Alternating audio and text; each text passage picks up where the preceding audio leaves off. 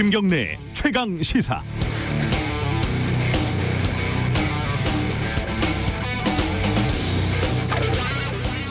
딱 일주일 전인 지난 월요일에 김정은 위원장이 죽었는지 살았는지 말들이 많은데 차라리 잘 됐다고 제가 말씀을 드린 적이 있습니다. 어차피 머지않아 드러날 사실관계니까 누가 진짜 대북 정보통인지 누가 엉터리 점쟁인지 가늠해 볼 수 있는 드문 기회라고요.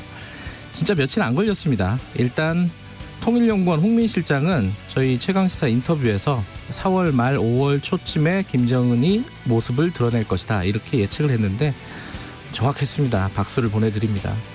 사망설까지 말씀하신 장성민 전 의원, 미사일 발사하다 사고가 났다고 한 탈북자 리정호 씨 반성을 해야 될 것 같고요. 김정은 위원장이 엄청나게 위중한 상태라고 한 윤상현 국회 외교통일위원장 역시 할 말이 많지 않을 것 같은데 여전히 말은 좀 많으신 것 같고요. 김정은 위원장이 걷지 못하는 상태라고 했던 태영호 당선인, 사망 가능성을 99% 자신했던 지성호 당선인, 이분들은 영상까지 공개가 됐는데도 사과보다는 건강에 문제가 혹시 더 있을지 모르니까 좀 더 지켜보자 이렇게 반응을 보였습니다. 심지어 틀릴 수도 있지 의혹 제기도 못하냐 이렇게 주변에서 주장하는 사람들도 있더라고요. 그러게 말입니다. 야박하게요. 덕분에 이 사람 저 사람 전문가라고 과시하던 사람들의 정보력이라는 게 어떤 수준인지 우리가 알게 되는 그런 기회를 잡지 않았겠습니까? 이 정도면 유권자들 입장에서는 요즘 애들 말로 개이득 이렇게 생각을 해도 충분할 것 같습니다. 5월 4일 월요일 김경래 최강시사 시작합니다.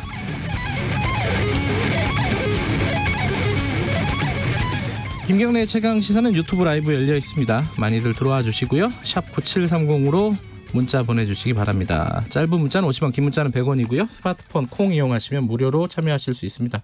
오늘 1부에서는요.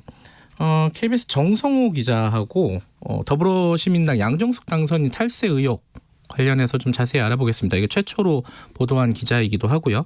2부에서는 정치의 품격 박지원 의원과 함께 정치 현안 살펴보는 시간 가져봅니다.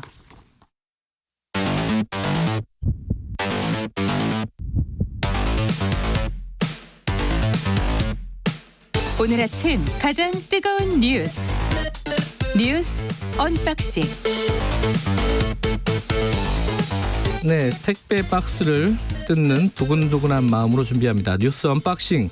오늘도 두 분 나와 계십니다. 고발뉴스 민노기 기자 안녕하세요. 안녕하십니까. 그리고 김민아 시사평론가 나와 계십니다. 안녕하세요. 안녕하세요. 뭐부터 얘기할까요? 김정은 귀환이라고 해야 되나요? 그것부터 좀 얘기하죠. 언제 어디서 나타난 거죠? 그러니까 20일 만에 공식 활동을 재개했습니다. 네. 지난 1일 평안남도 순천인 비료공장 준공식에 참석을 해서요. 준공 테이프를 끊고 공장도 둘러보는 모습이 이제 사진으로 공개가 됐는데요. 네. 아까 반성하실 그 이름들을 쭉 말씀을 하시지 않았습니까?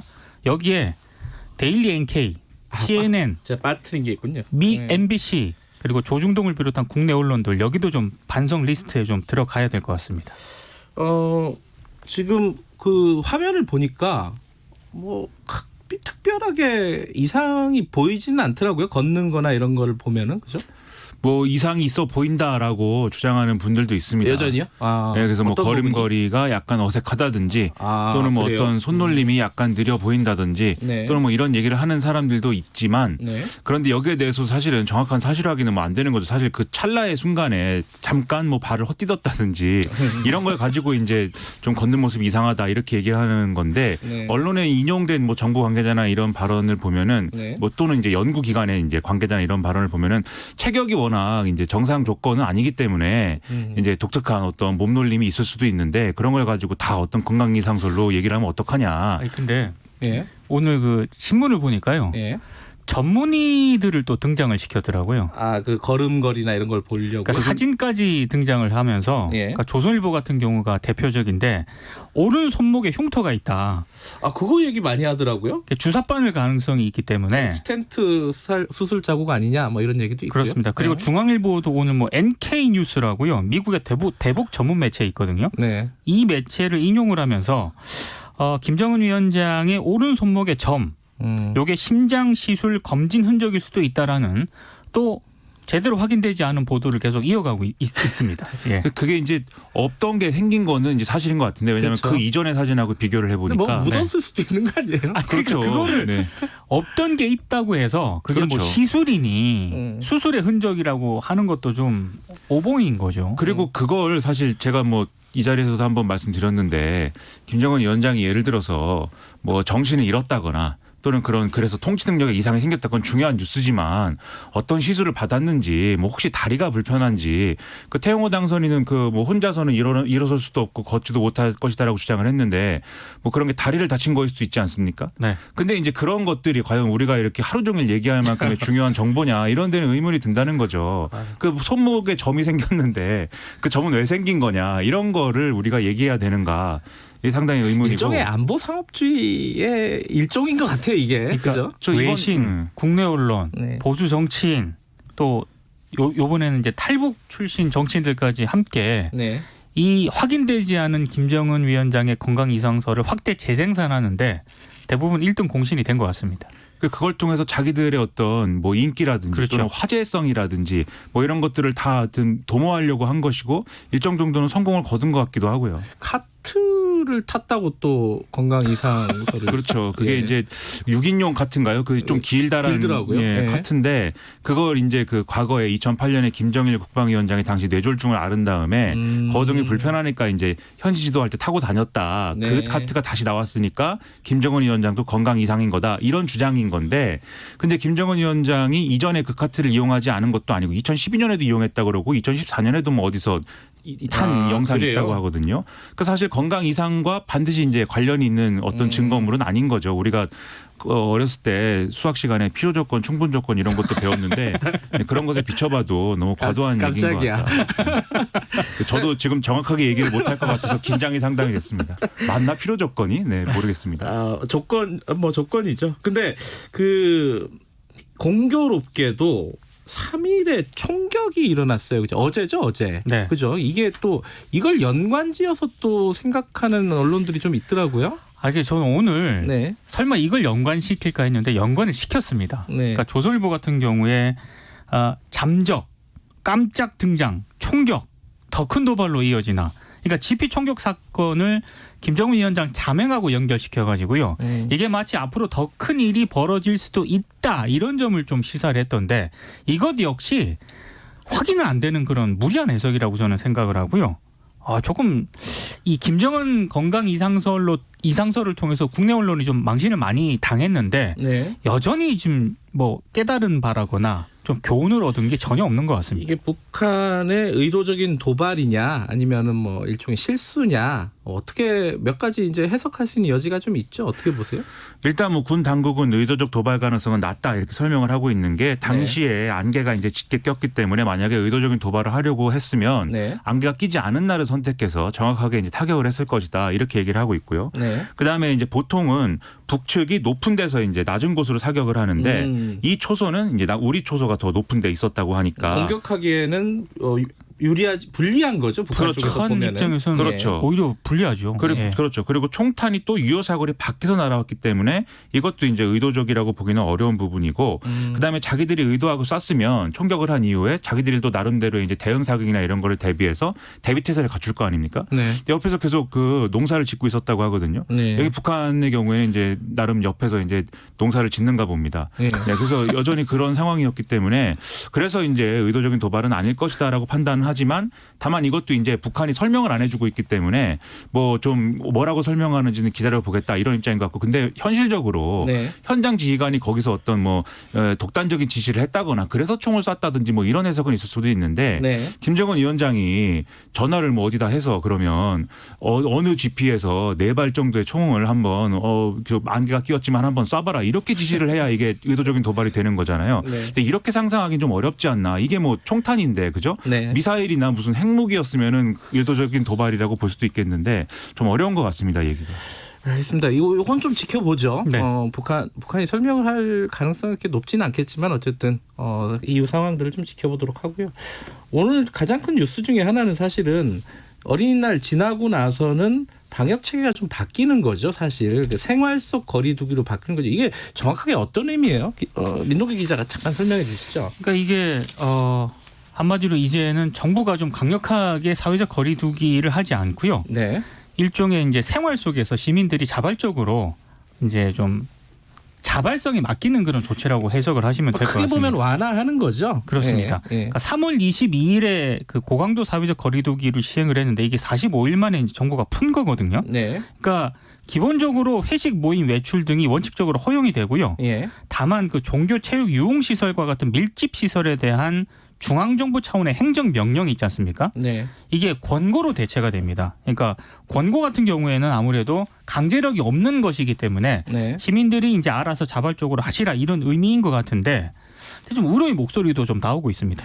그러니까 대표적으로 주말에 뉴스를 보니까 우리 익숙한 분이죠. 방역 전문가 이재갑 교수 같은 분이 조금 성급한 메시지 아니냐, 시선은 그렇죠. 아니냐 이런 식으로 좀 반응을 했더라고요. 그죠? 그러니까 잘못된 사인을 줄 수가 있다라는 그런 우려를 좀 많이 제기를 하고 있고요. 예. 특히 그 정부가 현재 심각 단계인 감염병 그 위기 경보 단계 있지 않습니까? 네. 이게 황금 연휴 기간이 끝나면 이게 아마 내일 모레라든가 이런 거를 쭉 상황을 보고 경계 쪽으로 완화할 수도 있다라는 그런 언급을 했거든요. 이 자체가 상당히 좀 전문가들이 봤을 때는 위험하다.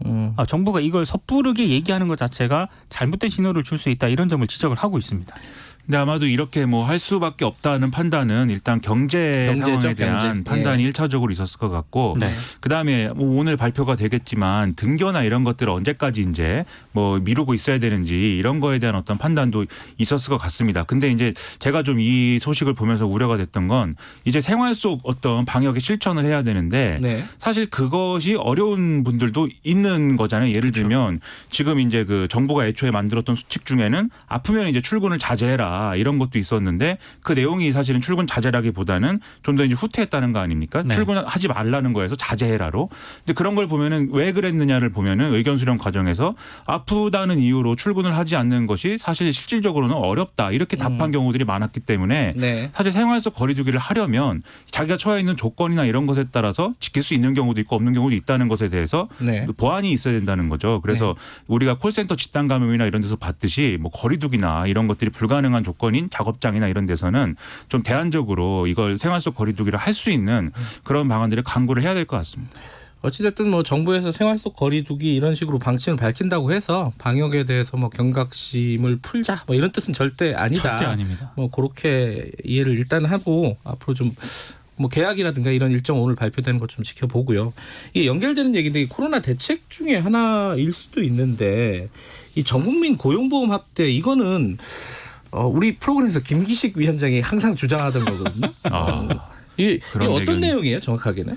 네, 뭐 최근에 네. 감기정 정무석이라든지 뭐 이런 네. 중요한 사람들이 이 네. 언급을 계속 하고 있어서 또 보도가 많이 나왔는데 네. 지금 이제 정부의 어떤 코로나19 대책이 예를 들면 고용보험에 관련한 돈을 이제 뭐 좀 면제를 시켜준다든지 네. 이런 것들이 초점이 맞춰져 있었는데 사실 사각지대가 있지 않습니까? 네. 뭐 특수고용 노동자라든지 고용보험에 가입돼 있지 않은 비정규직 노동자라든지 자영업자든지 네. 이런 분들은 대책의 수혜를 받지 못하기 때문에 앞으로 이제 코로나19에 관련된 상황들이 이어진다고 할 때는 전 국민은 어쨌든 고용보험에 가입시킬 수 있는 이런 토대를 만들어서 이런 이제 좀 대책들이 실질적으로 실현될 수 있게 하는 그런 토대를 만들자 이런 건데요. 네. 근데 이제 예를 들면은 이렇게 될 경우에는 자영업자들이 지금도 사실은 원하면 고용보험에 가입할 수 있는데 가입하지 않는 이유 중에 하나는 고용보험료 부담 때문입니다. 그렇죠. 그래서 저 같은 사람이 생각할 때는 그런 경우에 이제 한시적으로 또는 조건에 따라서는 정부가 일정 부분 그런 경우에 보험료를 다 부담하는 이런 경우라든지 네. 이런 것들을 마련해야 사실 이 대책이 실질적으로 굴러갈 수가 있다 이런 생각이 들고 그리고 실현하기 위해서는 사실은 사회적 합의나 이런 것들을 또 거쳐야 되지 않겠습니까? 맞아요. 그 저번에 5월 1일 날이었나요? 그 고용노동부 차관이 저희 프로그램 나왔거든요. 물어봤더니 결국 핵심이 형평성 문제더라고요. 그렇죠. 그죠. 일정 부분 혜택을 누구한테 줘야 되는 상황인데 지금까지 꼬박꼬박 고용보험 냈던 사람들에 대해서 형평성 문제가 반드시 제기가 될 거다. 그 부분을 해결을 해야 되는데 그건 아까 말씀하신 김민하 평론가 말씀하신 사회적인 합의가 좀 필요한 부분이다. 이렇게 얘기를 하더라고요. 그렇죠. 그러니까 일부 경제지라든가 보수 언론 같은 경우에는 이게 네. 친노동 코드다. 뭐 이렇게 벌써 비판을 하고 있더라고요. 그러니까 음. 이거 관문을 하나 넘기는 게 관건인 것 같고 또 네. 하나는 아까 언급을 하셨지만 결국에는 사용자하고 노동자들이 이게 절반씩 부담을 해야 되거든요. 네. 근데 지금 그렇게 부담을 하기 어려운 업종들이 자영업자들인데 네. 결국 정부가 재원 마련을 해야 되는 거 아니겠습니까? 예. 그렇죠. 이거 어떻게 할 것인가 여기에 대한 답을 정부가 좀 마련을 하면 될 것 같습니다. 그리고 아마 이 논의가 결국 끝에 가면은 약간 전체 사회 시스템의 변화나 이런 것까지 사실은 생각하게 될지도 모르겠는데 네. 예를 들면 고용보험과 관련해서 이렇게 전 국민에게 이제 지원을 적용을 한다라고 했을 때는 네. 사실 이게 어쨌든 노동자에게 유리한 측면이 있어서 일정 정도는 기업에 유리한 부분도 사실은 좀 뭐랄까 배려해줘야 된다 이런 얘기가 아마 나올 거거든요. 그러면 거기서 양보하는 게 뭐냐 이런 걸 아마 따져야 될 수도 있을 것 같습니다.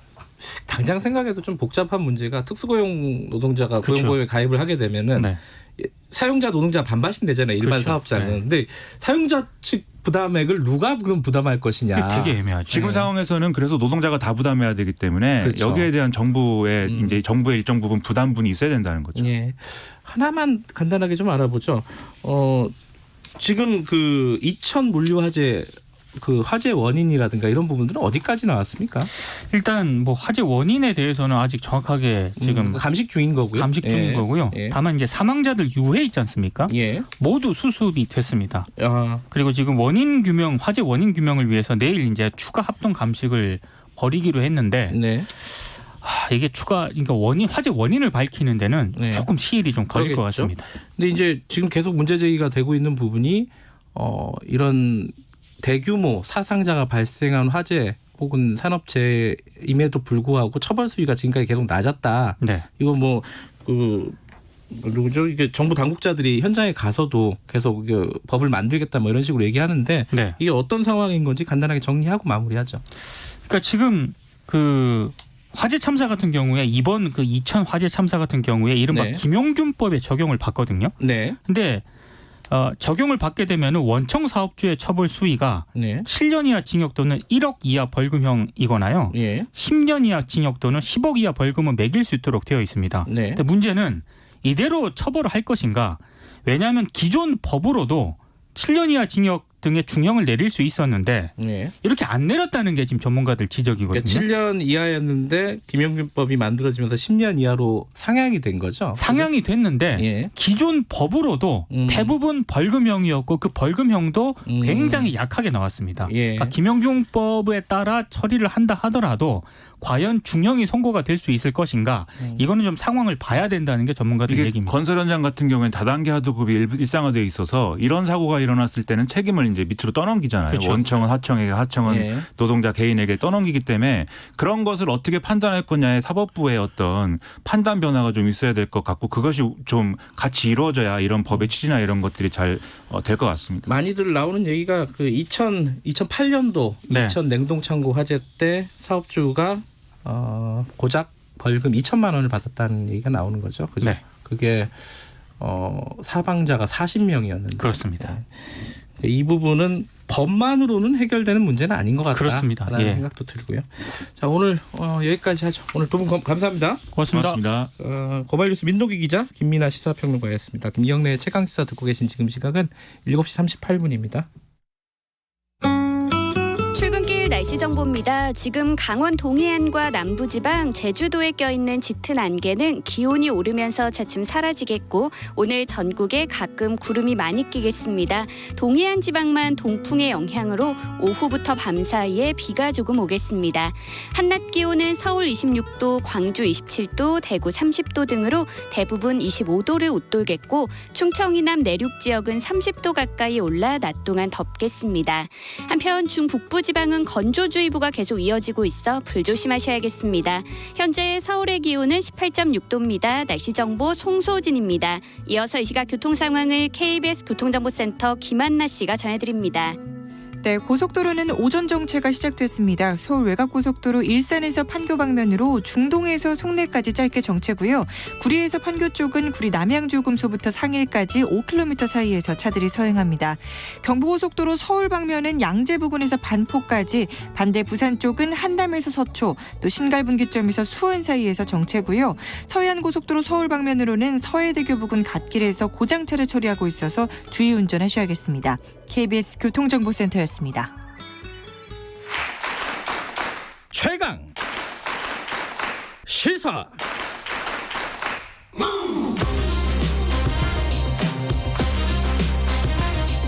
지금 여러분께서는 김경래 기자의 최강 시사를 듣고 계십니다. 네, 김경래 최강 시사 듣고 계시고요. 아까 잠깐 말씀드렸는데 민주당의 위성정당이죠. 더불어민주당의 비례대표 15번으로 당선이 된 양정숙 당선인이 제명이 됐습니다. 이게 이제 부동산 투기, 투기라고 할 수 있겠죠. 세금 탈루 의혹 이런 것들, 차명 거래 의혹, 여러 가지들이 좀 겹쳐 있습니다. 정수정확에 관련된 거짓말 의혹도 좀 있고요. 당에서는 이제 자진 사퇴를 권유를 했다고 하는데 본인은 거절을 했고, 그래서 제명이 된 상태입니다. 버티는 것 같고요, 지금 분위기는. 이 사건 제일 처음 보도한 KBS 정성호 기자와 함께 사건의 전말을 좀 들어보는 시간 가져보겠습니다. 정성호 기자 스튜디오에 나와 계십니다. 안녕하세요. 안녕하세요. 처음에 이거는 전체적인 후보자 검증 차원에서 취재를 하기 시작한 겁니까? 네, 그렇습니다. 21대 총선 앞두고 비례 후보들 검증해보자 이런 취지로 이제 여러 후보들을 살펴봤었는데요. 이제 그 가운데 이 더불어시민당 15번 당시 비례 양정숙 변호사 재산 내역을 보게 됐고요. 근데 이제 이분 같은 경우에는 20대 총선, 21대 총선, 그리고 지난해 국가인권위 비상임위원회에 이제 임명되면서 제출한 재산 내역이 있었는데요. 요 내역들 종합적으로 보다 보니까 4년 만에 재산이 92억 원으로 늘었는데, 그러니까 43억 원이 늘어났더라고요. 근데 이제 재산 신고 내역 대부분 차지하는 게 이제 부동산이었는데, 이 등기부 등본 하나하나 떼봤더니 이 차명으로 의심되는 정황이 확인됐습니다. 네. 그 부분이 제일 청취자분들은 의아해했을 거예요. 지금도 명확하게 왜 재산이 2배로 튄 거잖아요. 한마디로 얘기하면은. 네, 그렇죠. 어떻게 재산이 이렇게 많이 늘 수가 있죠? 4년 만에? 저희도 이제 이해가 되지 않아서 등기부 등본을 하나하나 살펴봤는데, 그러니까 20대 총선과 21대 총선 이 사이에는 이 재산 신고 내역이 일부 달라진 게 있었습니다. 이제 그 중에 이제 보면 이 양 당선인이 그 남동생하고 함께 산 대표적으로 그 서울 송파동 건물하고 대치동 아파트가 있었는데요. 이 산 시점은 2005년이었습니다. 먼저 이 송파동 건물 같은 경우에는 양 당선인과 이 남동생 그리고 송모 씨라는 제3자 이렇게 3명이 공동으로 매수했고요. 이건 현재까지 보유 중이고, 그 다음에 이제 대치동 아파트 같은 경우에도 2005년 초에 양정숙 당선인이 남동생과 이렇게 반반 지분으로 나눠서 매수하게 되거든요. 당시 매수가 13억 5천만 원이었는데, 그리고 나서 이제 2016년도에 한 18억 원 정도의 이 아파트를 파는데, 이 두 건에 대해서 이 남동생 명의를 가져다가 양 당선인이 차명으로 산 게 아닐까, 이런 이제 의혹이 제기된 거였고요. 그러니까 송파동 대치동 부동산은 남동생하고 같이 산 거고, 그죠? 그리고 용산 오피스텔은 여동생 명의로 산 건데. 근데 그게 차명이라고 의심되는 왜냐면은 형제 자매들끼리 같이 살 수도 있는 거잖아요. 그쵸? 차명이라고 의심할 수 있는 근거는 뭐예요? 여기서 또 다른 아파트를 한번 언급해야 될 것 같은데요. 그래요? 이게 보통 양 당선인이 4남매거든요. 근데 이제 모친께서 2015년도에 사망하시는데, 이 이후에 이제 상속 4남매면 이제 보통 4분의 1씩 나눠 갖게 되잖아요. 근데 이제 저희가 주목하게 된 게 서울 잠실 주공 5단지 아파트가 있었는데, 이 건 같은 경우에는 양 당선인 혼자 이제 상속을 받더라고요. 그래서 이제 가족들한테 좀 물었더니 우리들은 잘 모른다, 이런 식으로 답변을 회피하고 해서 저희가 이제 점점 더 이제 취재를 할 수밖에 없었죠. 그거는 상속을 받아가지고 본인이 단독으로 상속을 받은 거예요? 결과적으로는? 네, 그렇죠. 어머니 명의로 샀다가 이제 양정숙 당선인 혼자서만 단독 상속을 받게 된 거예요. 근데 왜 동생들은 몰라요, 그거를? 동생들은 뭐 저희가 여러 번 만나고 뭐 예. 얘기했는데 이제 진술들이 엇갈리고 해서 예. 딱 이거다라고 말씀드리기는 어렵긴 한데요. 그 이 양 당선인의 남동생이 예. 이제 민주당에 나와서 진술을 한 적이 있었는데요. 예. 이때 이제 여러 가지 진술을 했었는데 예. 이제 이때 양 당선인이 세금 탈루를 위해서 뭐 명의 신탁을 했다. 그러면서 방금 말씀드린 이 잠실주공 5단지 아파트도 처음부터 이제 큰 누나인 양 당선인이 샀는데 어머니가 이제 돌아가신 뒤에 자기가 샀으니까 자기가 가져간 거다 뭐 이런 취지로 얘기한 적이 있습니다. 그러니까 자기는 이름만 빌려줬다. 네, 그렇죠. 근데 이름만 빌려줬다면은 그러면 어차피 그건 불법이긴 한데 네네. 형제들끼리 뭐 사이는 좋았다는 거잖아요. 이름을 빌려줄 정도로 이런 큰 돈을 거래할 때. 근데 왜 지금 이 동생분은 민주당에 가서 이렇게 또 누나가 잘못했다 이렇게 얘기를 하고 있는 거죠? 근데 만약에 사이가 좋았고 이제 예. 저희들이 이제 가족들을 만나봤거든요. 뭐 그 사남매 중에 한 뭐 2분은 만나고 예. 뭐 아버지도 만나고 했었는데 얘기를 들어보니 사이가 굉장히 안 좋고 서로 얼굴도 안 보는 사이고 중간에 뭐 뭔가 있고 뭐 그렇더라고요. 틀어졌구나. 그죠? 네, 뭐 재산 관련해서 예. 좀 서로 간에 좀 관계가 좀 좋지 않은 걸로 저희가 어쨌든 알고 있습니다. 네. 그 명의의 당사자인 동생이 나는 명의를 빌려줬을 뿐이다. 같이 뭔가를 매매하거나 이런 적이 없다. 이렇게 지금 진술하고 있다는 거죠. 그죠? 네, 이게 이제 그 저희가 4월 8일에 보도를 했었고요. 네. 그 총선 전이죠. 네. 근데 이제 이 보도하기 직전에 이제 동생도 접촉을 했었고, 네. 근데 이제 저희가 취재를 시작하니까 민주당 검증팀에서 이제 검증을 하는 과정에 이제 남동생에게 그런 진술을 들었던 거고요. 그런데 이제 총선 4월 15일 전인 사흘 전인 네. 4월 12일에 네. 이 남동생을 양정숙 당시 후보자가 설득을 해서 더불어시민당의 뭐 진상조사단이 꾸려졌는데 여기에 이제 대질 조사하는데 동생을 데리고 나옵니다. 아. 근데 이제 여기서는 동생이 앞서 민주당 검증팀에 했던 진술을 180도 다르게 뒤집었어요? 뒤집었습니다. 네. 그래서 뭐 화가 나서 술김에 뭐 이렇게 얘기했다라고 하면서 이제 앞서 했던 진술을 뒤집었거든요. 그러면 결국은 이 진실은 수사로 결과가 나올 수밖에 없는 상황인 거네요? 네, 현재로서는 그 뭐 민주당 검증팀의 조사가 있었고 예. 더불어시민당의 뭐 대질 조사도 예. 있었고 저희도 뭐 이런저런 뭐 취재를 했었는데 예. 좀 여러분들의 말을 종합해 보면 이 양 당선인이 좀 진술이 일관되지 못하고 네. 여러 의혹들에 대해서 100% 뭐 해명이 되지 않는다. 예. 순간순간 뭐 좀 거짓말로 일관한다. 뭐 이런 네. 취지로 말씀하시는 복수의 관계자들이 계셨고요. 예. 저희가 보기에도 조금 말을 뭐 순간순간 좀 바꾸는 그런 것들이 많이 눈에 그럼 당에서 띄었습니다. 고발을 했잖아요. 그죠? 아직 고발은 안 했고요. 고발 이제 입장만 밝힌 거군요. 네, 고발 입장을 밝혔고 오늘 정도 아마 그 검찰과 선관위 고발할 걸로 이제 알고 있습니다. 고발을 하면은 경찰에서 수사를 할 것이고 검찰이 됐든 경찰이 됐든 수사를 하면은 그 결과는 나올 건데 또 하나가 좀 이것도 KBS가 보도를 했던 부분인데요. 용산의 오피스텔 같은 경우에 여동생 이름으로 매입한 거잖아요. 이거는 양정숙 당선인 본인이 차명으로 매입을 했다라는 근거가 제시된 거지 않습니까? 그 보도를 통해서 어떤 근거인지 좀 얘기를 해주죠. 네, 그렇습니다. 이 건을 좀 얘기할 때 이 용산 오피스텔 관련해서 저희가 네. 양 당선인에게 수차례 문의한 적이 있었거든요. 네. 저희는 사전에 이제 제보를 듣고서 이 관계를 어느 정도 파악은 하고 있었는데 저희도 이제 100% 이제 정확한 그림을 예. 몰랐었는데 네. 양 당선인은 용산 오피스텔을 물으면 그런 적이 없다. 그건 여동생 명의로 돼 있는 거고 나랑 상관없는 거다. 네, 상관없는 네. 거다. 뭐 이렇게 했는데요. 예. 저희가 이제 좀 뒤늦게 이제 확인이 됐는데 네. 이 건 뭐 여동생 소유로 돼 있는 건 맞습니다. 네. 여동생 소유로 돼 있는 건 맞는데요. 이제 2017년 7월 이제 양정숙 당선인이 이 오피스텔을 방문합니다. 근데 이제 열쇠 수리 기사를 불러서 네. 이제 문을 잠금 장치를 열고 이제 들어가려고 시도하는 상황. 동생이 집이었대요. 이었대요. 예. 여동생 명의의 집이죠. 여동생 명의 근데 다른 이제- 사람이 살고 있었고. 근데 예. 이제 알고 보니 여동생이 어떤 다른 분에게 월세를 줘서 예. 이제 세입자가 살고 있었는데 예. 갑자기 집안에 사람이 있었는데 양 당선인 열쇠 없다랑 이제 문을 열고 들어가려고 하니까 안에 있던 사람이 경찰에 신고를 한 거죠. 주거 침입죄다 뭐 예. 이렇게 해서.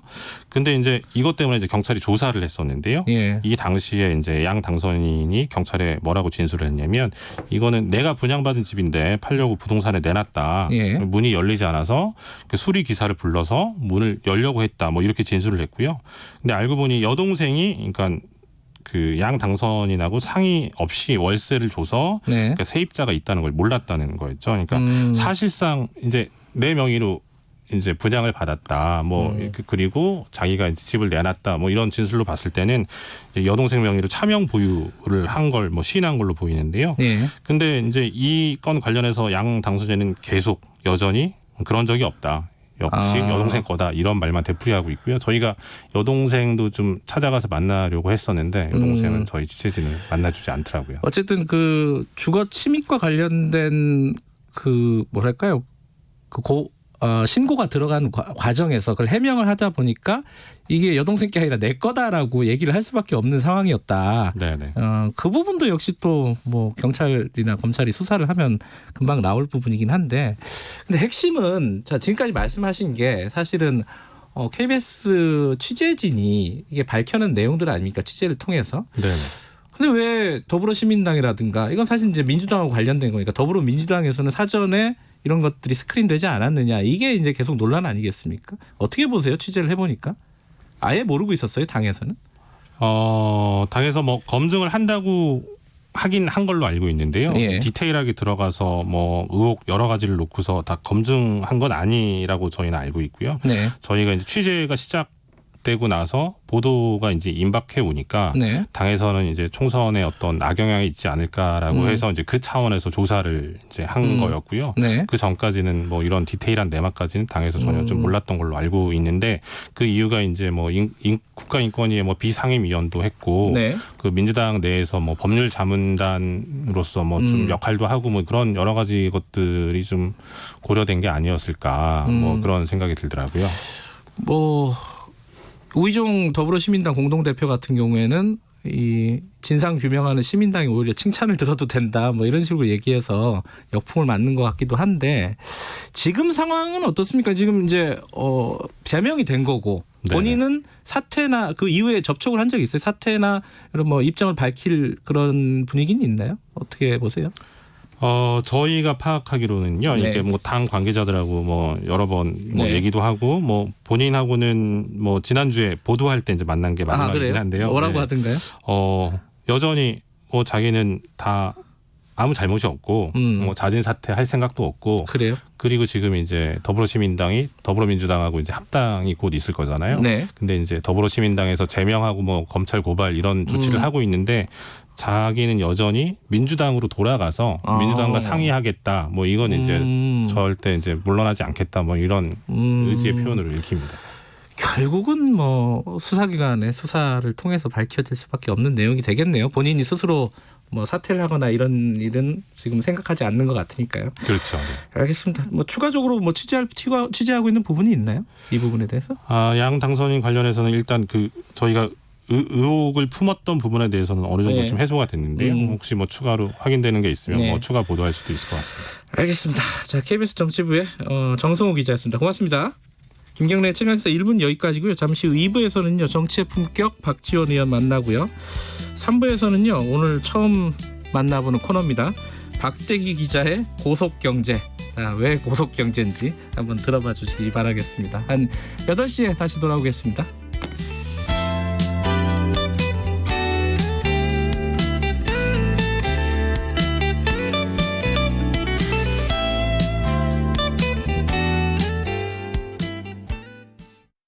(5월은) 종합소득세와 개인지방소득세 신고 납부의 달입니다.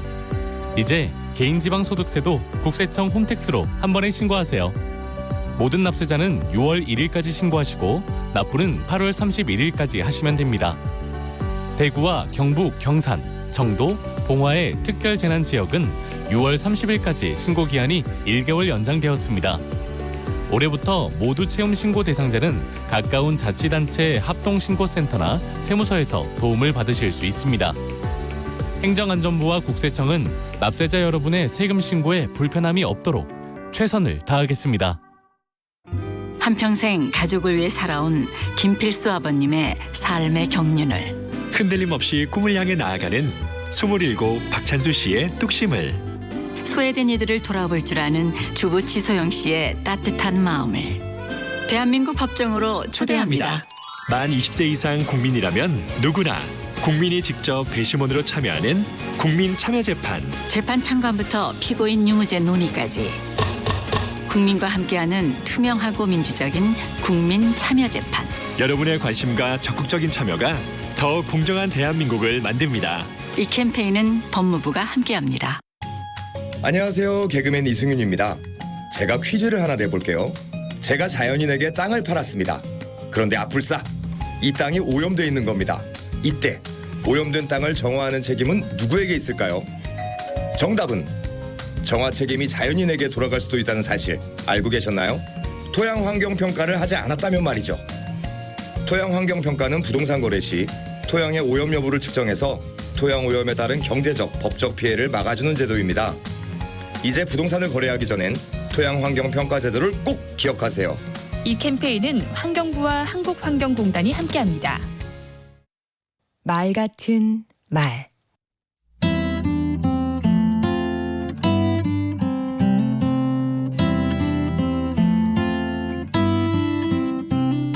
안녕하세요. 강원국입니다. 노무현 대통령은 어린이와 사진 촬영할 때는 두 다리를 넓게 벌려 키를 낮췄습니다. 눈높이를 맞추기 위해서였습니다. 말하기도 똑같습니다. 초등학생에게 말할 때는 초등학생 수준에서 말해야 합니다. 어렵게 말해도 될 대상이 있고 쉽게 말해야만 알아듣는 상대가 있습니다. 내 수준은 중요하지 않습니다. 상대 수준에 맞춰야 합니다.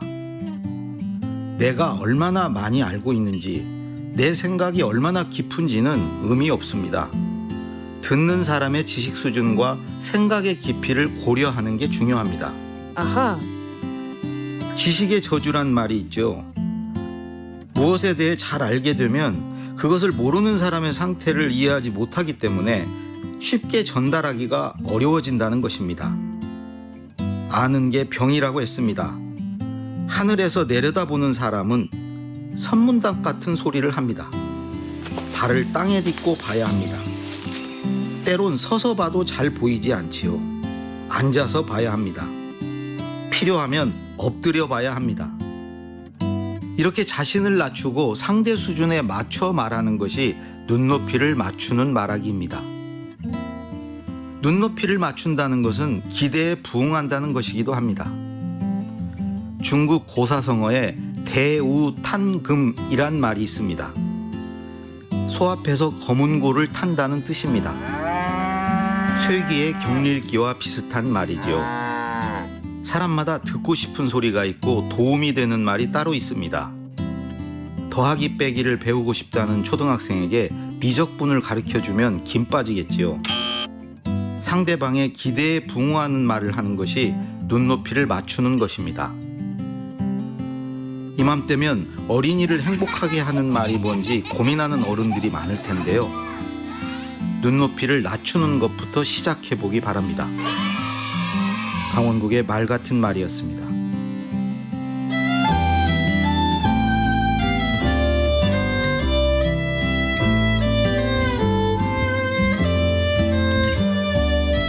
내려다보는 말은 흩어집니다. 같은 눈높이에서 마주보면서 말해야 통합니다.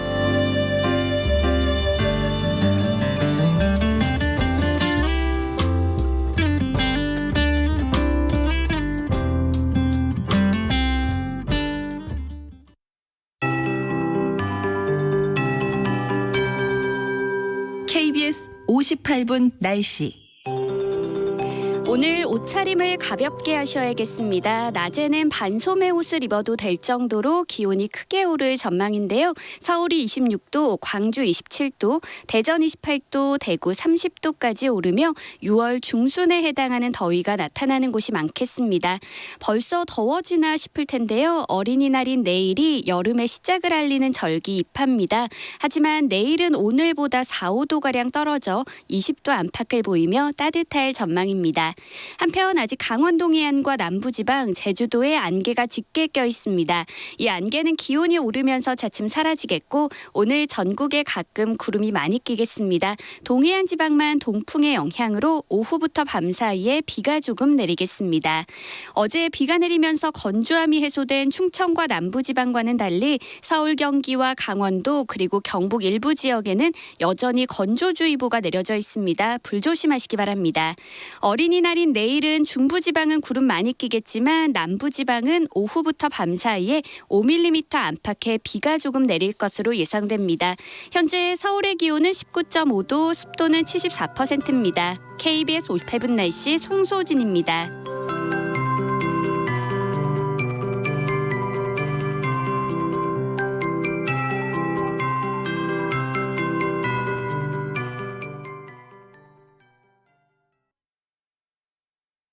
정성을 다하는 국민의 방송 KBS가 8시를 알려드립니다. AM 711kHz, FM 97.3MHz, KBS 1라디오입니다. HLKA.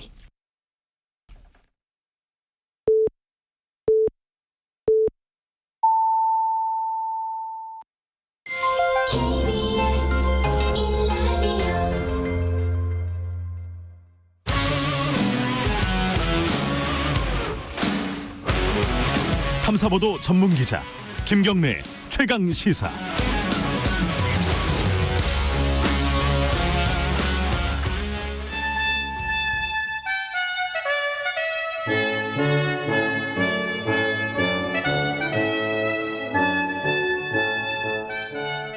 네, 박지원 의원과 함께하는 매주 월요일 고품격 정치 토크, 박지원의 정치의 품격입니다. 민생당의 박지원 의원님 나와 계십니다. 안녕하세요. 네, 안녕합니다. 마이크를 조금 가까이 대셔야 돼요. 아, 그래요? 네, 목소리가 제 목소리만 들립니다. 그게 더 좋죠 뭐.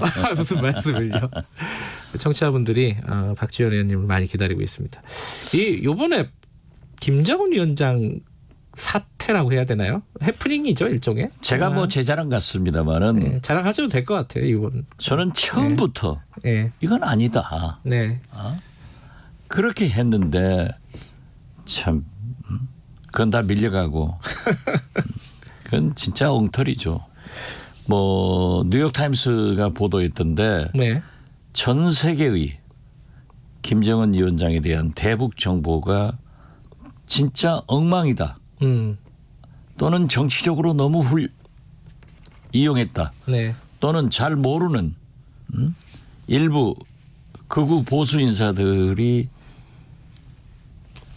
책임질했다.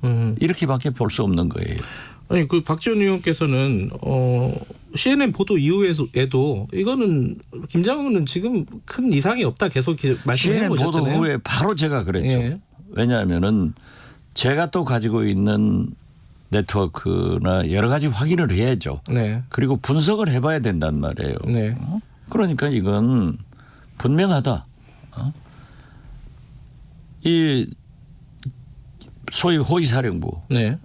경호실에서 코로나 환자가 발생했다고 하면은 늘 김정은 위원장과 함께하는 네.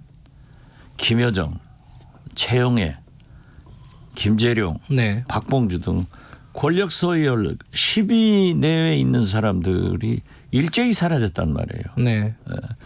그리고 북한의 군부 이상도 없고 네. 특히 북한에 변고가 생기면은 중국이 바빠져야 되는 거예요. 네. 그것도 없고.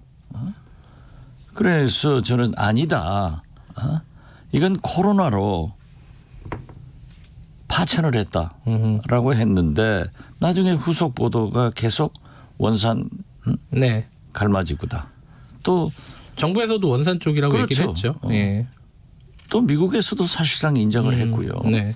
그런데 원인은 트럼프 대통령이 지금 현재 코로나 위기로 미국에서 지지도가 하락하고 있어요. 네. 급속히. 그리고 바이든 민주당 사실상 후보가 올라가고 있으니까 네. 또 지금까지 김정은 위원장에 대해서 대북 문제에 대해서 일체 언급을 하지 않았단 말이에요. 네. 그러니까 트럼프 대통령이 이제 그걸 가지고 즐기는 거예요. 소위 세계의 미국 시민의 이목을 김정은으로 하여금 집중되게 자기 입을 주시하게 됐단 말이에요. 네. 코로나를 좀 잊으려고. 거기다가 제가 볼 때는 김정은 위원장도 미국에서 북한 문제 뭐 김정은 위원장 문제가 전혀 거론되지 않으니까 이거 잘 됐다 해서 그런 정치적 의미는 나는 좀 있는 것 아닌가 그렇게 의심을 했지만은 어떻게 됐든 네. 트럼프 대통령의 발언도 이상설이 아니잖아요. 네. 그런데 지금 태영호 당선인 같은 경우에는 이제 건강 이상설을 굉장히 강하게 주장을 했습니다. 저희들도 인터뷰를 한번 했었거든요. 박지원 의원하고는 방송도 같이 하셨죠. 태영호 당선인하고. 그렇죠. 관련해가지고. 지난 수요일 날 그 TV조선 네. 강적들의 출연 요청을 받았어요. 네. 거기에서 누구누구 출연하느냐. 네. 태영호 당선인. 네. 고용환 전 북한 외교관. 네. 그리고 경희대 김민전 교수가 나오신데요. 아 이건 일방적으로 김정은 위원장의 위기 사망설이 흘러갈 수 있다. 네. 이렇게 생각을 하고 그날 법사위가 있는데도 같은 네. 시간에 있는데도 그 법사위에 나가는 것보다는 또 본회의가 바로 이어서 있는데 본회의 나가는 것보다는 내가 여기 출연해서 바라잡아주는 게 좋다. 이렇게 하고 출연했는데 뭐 강하게 일어나지도 못한다. 걷지도 못한다. 이런 그러면서 그러면 어디서 그런 정보를 가지고 있느냐. 이건 또 애매해요. 그래서 참 서로 치고받았는데 그게 토요일 날 지난 토요일 날 녹화 방송하는 거예요. 편집에서. 그런데 아침에 탁 김정은 위원장이 나타났잖아요. 예, 어떻게 됐어요, 방송은 그러면? 방송은 이제 그걸 가지고 편집하는데 편집하시는 분들이 기술적으로 잘 하잖아요. 그래서 틀린 내용은 아니지만은 저는 거의 벙어리 출연한 거죠. 그래서 뭐 출연했다고 말이죠. 왜 했느냐, 왜 말도 못 하느냐. 이제 거기에 시청자들은 대개 녹화 방송, 녹화 편집 방송된 걸로 모르고 현장 출연한 걸로 아는 거예요. 그런데 왜 한마디도 못 하느냐. 제가 혼났어요. 그런 예측 정확하게 하고 정확한 정보를 전달하고 혼난 것은 접니다. 오히려 스타된 것은 태영호, 태구민, 지성호. 근데 요번에 이 인포데믹이라 그러죠. 저희 코로나 때문에 만들어진 말인데 이게 인포데믹이라고 이제 가짜 정보들이 이렇게 흘러다니는 게 김정은 위원장 요번 사건 해프닝에서도 똑같이 적용할 수 있을 것 같아요. 이게 대북 정보에 대한 신뢰도가 굉장히 낮잖아요. 우리 같은 경우에는 누가 정확한 정보를 갖고 있는지를 몰라요. 기본적으로. 박지원 의원께서 정확한 소식통 정보를 갖고 있는지 태영호 당선인이 갖고 있는지 우리 정부가 갖고 있는지 아무도 판단이 안 되니까 이런 일이 벌어지는 것 같아요. 제 말을 들으면 정확합니다. 사실 말이죠. 그게 현재 우리는 대북 정보에 대해서 과거의 경험 역사가 축적돼 있잖아요. 그렇기 때문에 왜 김일성 김정일 사망설을 몰랐느냐 또 지금까지 그렇게 어두운 정보를 발표했느냐라고 하는 것은 우리 정부의 대북 정보에 대한 흑역사도 있지만은 10년 전 그때와 달리 지금은 굉장히 우리 정부 당국의 정보 라인이 향상돼 있어요. 그리고 더욱이 중요한 것은요. 이 정치적으로 애매모호할 때는 당에서 발표하거나 비교적 대북 문제에 대해서 유연한 접근을 하는 통일부 장관 같은 분들이 얘기를 하면 몰라요. 그렇지만 이건 처음부터 청와대가 발표를 했잖아요. 만약 또 그 이어서 국방부 장관, 외교부 장관 대통령 외교안보 특보 문정인 특보 네. 이런 분들이 얘기를 하는데 그리고 더욱 중요한 것은 4.27 판문점선언 2주년 때 대통령께서 단호하게 그 대북 철도 네. 사업 등을 굉장히 전진적으로 제안을 하는데 만약 네. 김정은 위원장이 위중하고 사망했다고 하면은 대통령이 어떻게 되겠어요?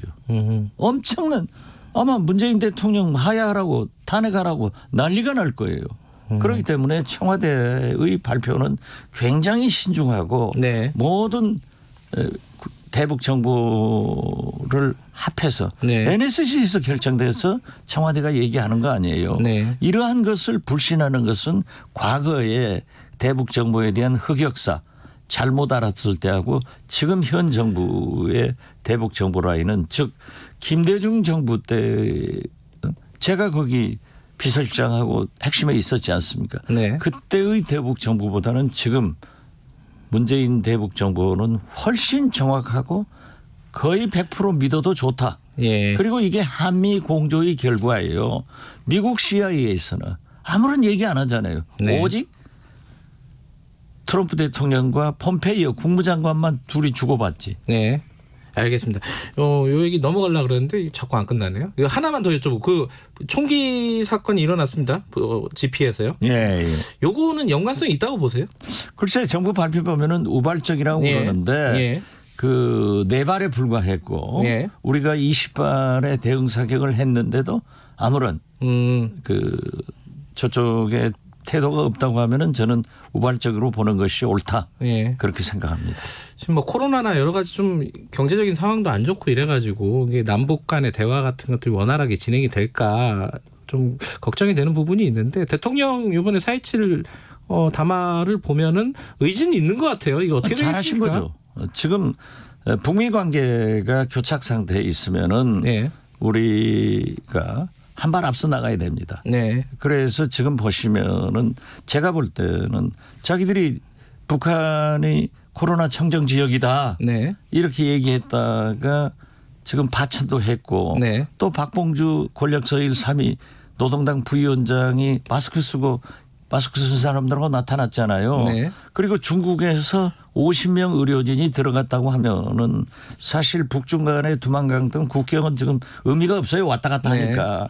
그래서 코로나가 굉장히 창궐하고 있는데 네. 이때 문재인 대통령께서 세계적으로 공인된 우리의 코로나 방역 퇴치 기술을 북한에 제안했다 하는 네. 것은 큰 의미가 있고 네. 북한도 받아들여야 된다. 네. 그리고 대화로 이어져야 된다.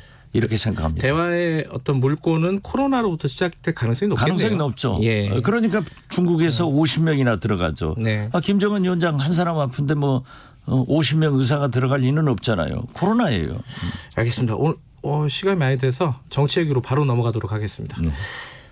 더불어민주당 미래통합당 양당 거대 양당의 원내대표 선거가 곧 있습니다. 그죠? 먼저 7일인가요? 7일이죠. 예, 여당 예, 선거가 민주당. 있죠. 네. 예, 여당 선거 원내대표는 근데 원래 원내대표라는 게 국민들은 별로 관심이 없잖아요. 그럼 막강한 권력을 가지고 있죠. 180석의 여당 원내대표 과거와는 다른 어떤 의미가 있을까요? 어떻게 됐든 교섭단체의 원내대표는 국회 운영에 대한 실질적 리더고 또 의원들을 결집해서 원내 전략을 세워야 되기 때문에 막강한 힘을 가지고 있는 거죠. 그리고 거기다 민주당이 이제 180석이나 되고 또 미래통합당도 어떻게 됐든 100석이 넘는 103석의 원내대표이기 때문에 양당제로 복귀가 됐지만은 두 원내대표의 힘은 막강할 거예요. 네, 그 더불어민주당 원내대표는 힘은 막강한데 아마 180석으로 뭐가 일이 잘 안 되면 왜 아무것도 못하냐 이런 욕먹기 십상일 것 같아요. 나중 되면은. 그렇죠. 그런 그죠? 책임감이 더 클 것 같은 느낌. 원내대표는 야당을 잘 설득해서 협치를 이뤄낼 그런 의무도 있는 거죠. 또 그것을 국민들이 바라고 있고 또 누구나 원내대표 되면은 여야를 잘 협력해서 원활하게 이끌 수 있도록 하는 능력을 보이고 싶어 해요. 양당 얘기 하나씩만 해보면요. 지금 민주당 같은 경우 김태년, 전해철, 정성호 이 3파전이고 뭐 친문 당권파 비주류 대략 거칠게 얘기하면 뭐 언론에서 그렇게 명명을 하지만은 거기 뭐 좀 민주당의 친문 아닌 사람이 누가 있어요. 뭐 정성호 의원을 비주류라고 하지만은 발언만 잘하시는 분이에요. 선거 구도는 어떻게 되실 것 같아요? 이건 뭐 남의 당 얘기니까 좀 자유롭게 얘기하실 수 있는 거 아니에요? 어떻게 뭐 전망하세요? 저는 누가 될 것 같아요. 누가 될 것 같아요? 당연히 누가 되죠. 공개적으로 얘기를 못하고 제가 원내대표 3번 해본 경험에 의하면은 지금까지 사선 의원으로서 구조를 보면은 항상 1기 원내대표는 굉장히 힘이 있는 그런 청와대와 특별한 관계 이런 것들이 기준이 되고요. 마지막 4기 원내대표는 대개 의원들의 공천 문제가 열렸기 때문에 비주류가 돼요. 그래서 저는 이번에는 힘 있는 국회의원이 될 거다. 3분 다 힘이 있으니까 말하면 안 되죠. 하지만 지금 말씀하시는 거 보니까 누구를 말씀하시는 건지 알 것도 같고 그렇습니다. 분위기는. 알 것 같으면 말씀은 하지 마세요. 어쨌든 힘 있는 그렇죠. 인사가 아마 원내대표가 될 가능성이 높다. 1기이기 때문에. 1기이기 때문에. 알겠습니다. 근데 미래통합당 같은 경우는 좀 복잡해요. 지금 왜냐면은 뭐 몇 명 이제 공식적으로 밝히긴 했는데 후보군이 뭐 한 10명 된다고 하고요. 그리고 김종인 체제를 지금 현 원내대표 체제에서 결국은 만들지 못했어요. 그리고 이제 차기로 이제 숙제를 넘기고 가는 거라서 여기에 대한 입장도 좀 궁금하기도 하고. 자, 이게 미래통합당 구도가 거의 김종인, 비김종인, 친김종인, 비김종인 뭐 이런 식으로 형성이 되는 것 같기도 하고 어떻게 보십니까? 저는 김종인 비대위원장 체제로 갈 것이다. 이렇게 보고요. 사실 미래통합당이 황골탈퇴해서 국민들에게 접근하기 위해서는 이번 선거에서도 심판을 받았잖아요. 5.18 박근혜 이 문제를 정리할 수 있는 원내대표가 돼야 됩니다. 그리고 김종인 위원장이 이 박근혜 이명박에 대해서 공식적 사과를 해야 된다. 이렇게 표현한 것은 아주 잘한 거예요. 거기에 5.18이 지금 내일 모레 40주년이 되는데도 그 정리를 하지 않고 있는 것은 절대 국민적 지지를 못 받고 특정한 집단의 지지는 받을 수 있습니다. 그러니까 이런 총선 결과도 나오고 앞으로 2년 2개월 후 20개월 후 있을 대통령 선거에서도 5.18 박근혜는 사실상 총선에서 이제 심판 끝난 거예요. 이런 것을 정리할 필요가 있는데 주호영 의원이 어제 사선 5선 통합당 의원들 모임에서 제가 볼 때는 발표는 안 됐지만은 사실상 합의된 것 아닌가. 그리고 그 중진 의원들도 그랬을 거예요. 이제 김종인 위원장이 과감한 세대 교체를 요구하기 때문에 자기들도 중진으로서 일정한 서바이브 살아남기 위해서는 김종인 체제를 받아서 대통령 후보는 세대 교체를 하지만은 의회는 중진들이 이끌고 나가야 된다. 이런 것으로 저는 읽었습니다. 중진 쪽에서는 조호영 의원 쪽으로 정리된 것 같다. 출마 선언한다는데 거의 그쪽으로 가지 않을까. 저는 그렇게 봅니다. 그렇게 되면요. 지금 이제 사실 김종인 체제에 가장 남아있는 어떤 숙제는 임기를 언제까지 하느냐. 전당대회를 조기 전당대회를 하는 거냐. 아니면 임기를 조기 전당대회까지 8월 전당대회까지만 하는 거냐.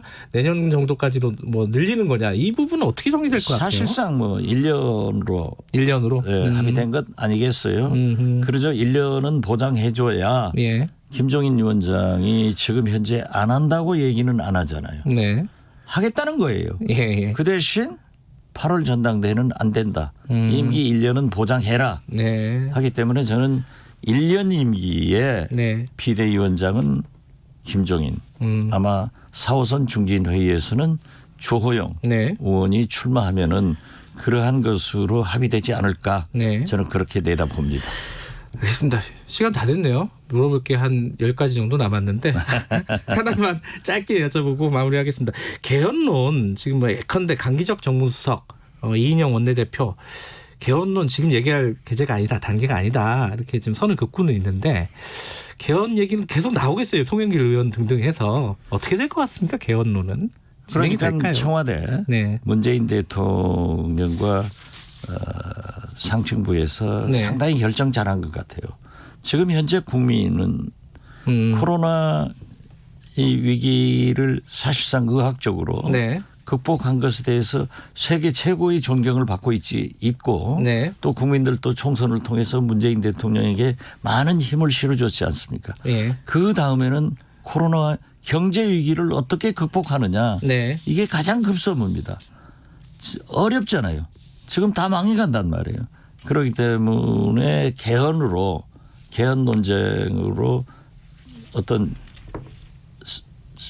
시선을 분산시킬 게 아니라 오직 우리는 경제다. 네. 코로나 경제 위기를 코로나 극복처럼 이 계기로 해서 세계 선진국의 1등 국가로 경제 극복을 해보자 네. 하는 것은 역시 문재인 대통령이 잘 선택했다.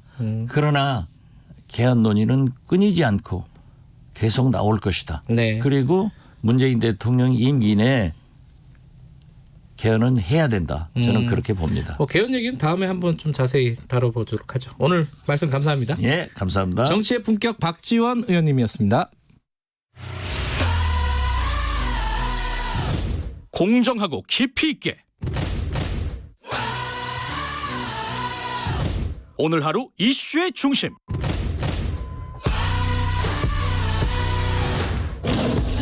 김경래의 최강 시사.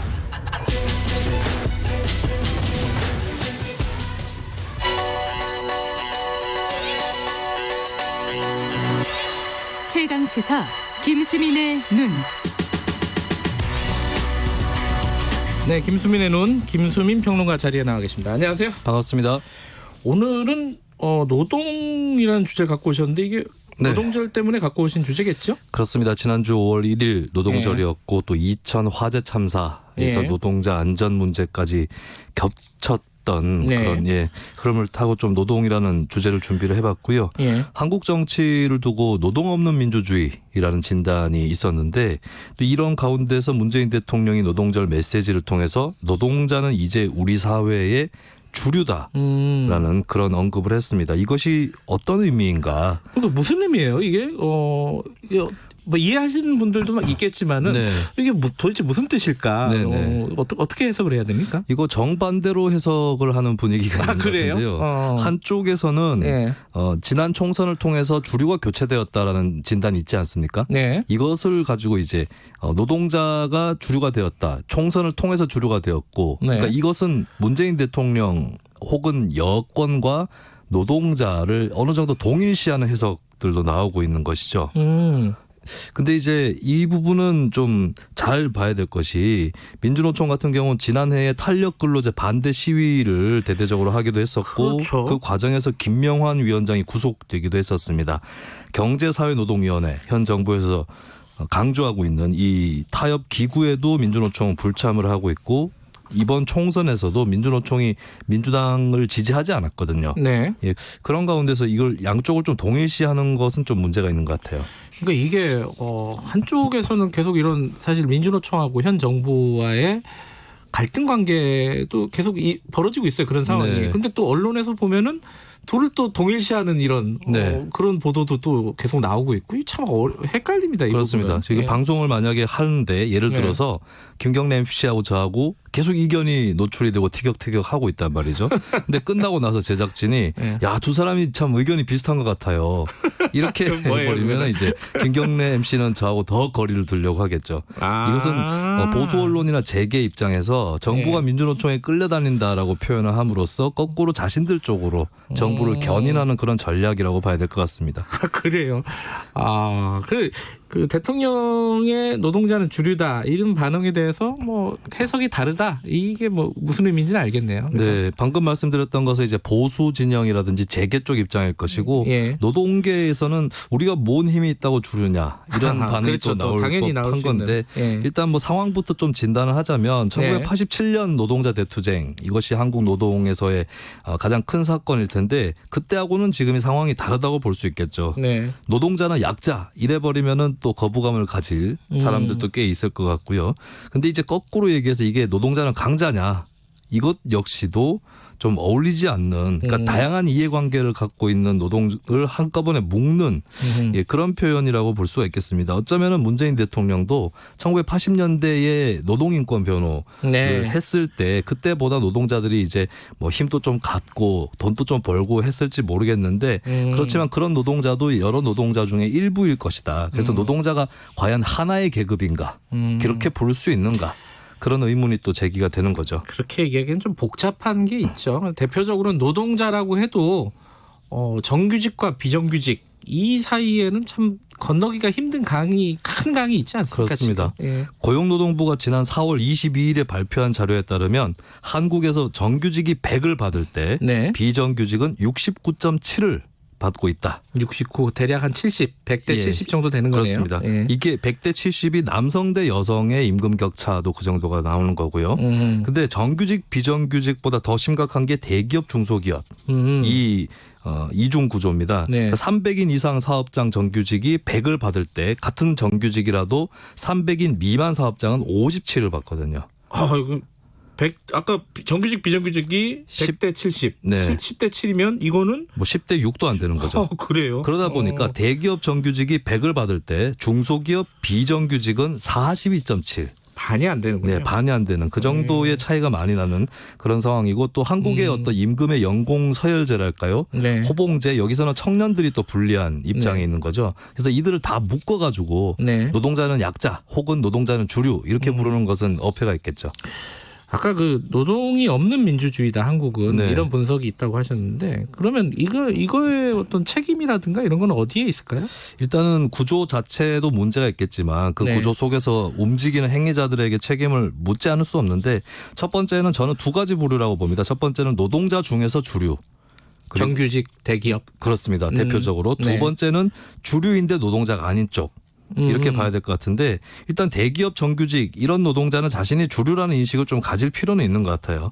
노조 조합원 수는 최근에 늘고 있는데 거기에 포함되지 않는 노동자들과의 격차라든지 그 벽은 더 커지고 있는 상황이거든요. 그러니까 자신보다 더 힘겨운 쪽을 대변하지 않으면 본인들 힘도 약해진다. 이런 인식이 좀 있어야 될 것 같은데 이게 뭐 사업장 단위별로 다 막 정규직 노동자들이 찾아다니면서 차별을 해소하고 이러기는 어려운 측면이 있어서 공공정책을 잘 풀어나가야 되는 숙제가 있습니다. 이를테면 스웨덴 노총 같은 경우는 연대임금제라고 해서 동일업종 동일임금의 중향평준화를 임금의 중향평준화를 이루는 그런 모델을 손수 제시를 하기도 했거든요.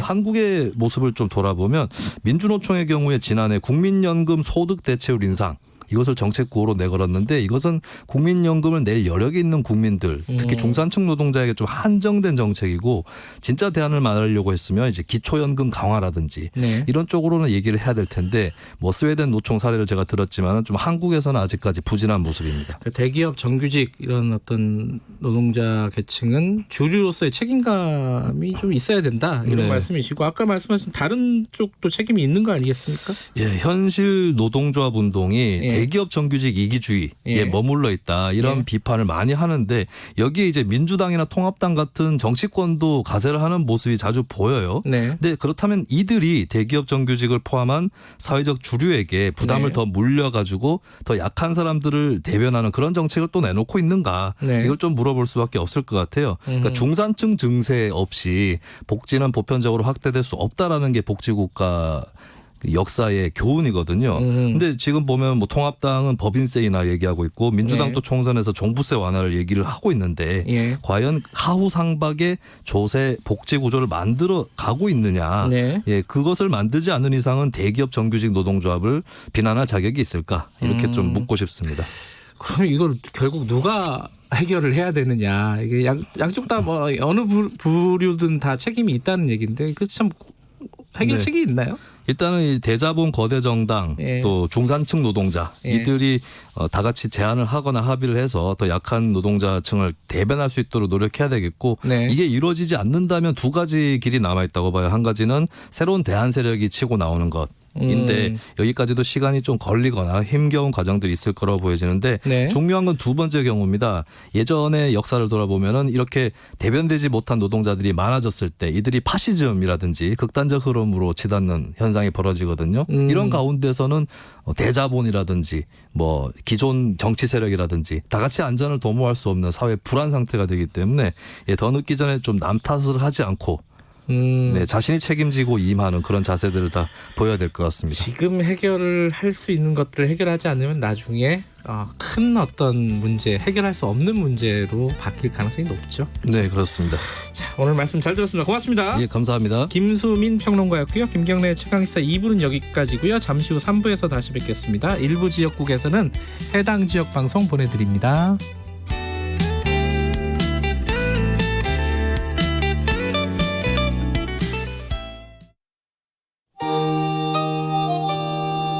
시사에도 의리가 있다. 강호의 의리가 땅에 떨어졌다. 소신으로 승부한다.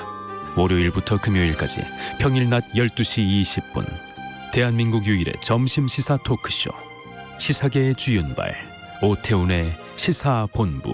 점심까지만 기다린다.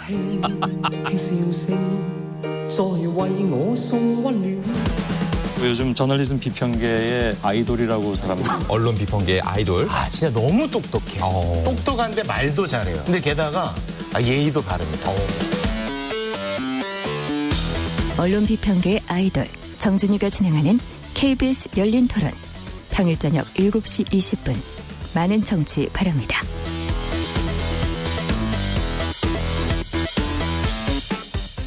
지금 시각은 8시 30분입니다. KBS